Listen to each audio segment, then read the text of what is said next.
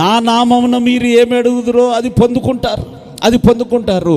ఆయన నామములో అడిగేటప్పుడు ఆయన చిత్తానుసారముగా అడిగేటువంటి వాటిని మాత్రమే ఆయన దయచేయగలడు. నా ఇష్టానుసారముగా ఏది అడిగితే అది ఇస్తానన్నాడు కదా అని చెప్పి నాకు ఒక పెద్ద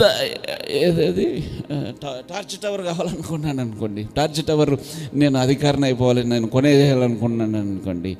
అరే, నీకు నియమించినది ఒకటి, నువ్వు అడుగుతూ ఉన్నది ఒకటి, నువ్వు నియమించినది ఒకటి.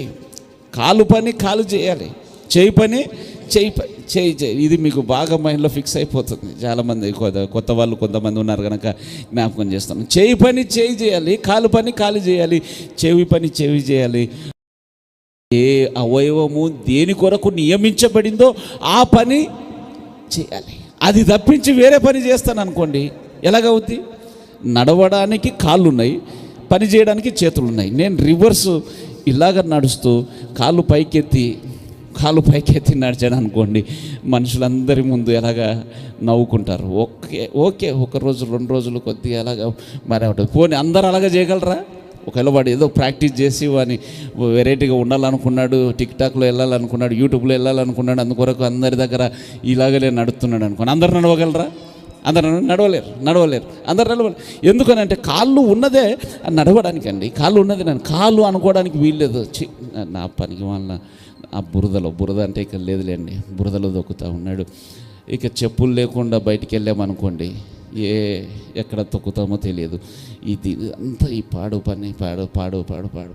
అనుకుంటూ ఉందనుకోండి, కాలు అనుకుంటూ ఉందనుకోండి. కాలు నియమించబడిందే దాని కొరకు. బురద అయితే బురదలు తొక్కవలసిందే. కాలు ఉన్నది దాని కొరకు.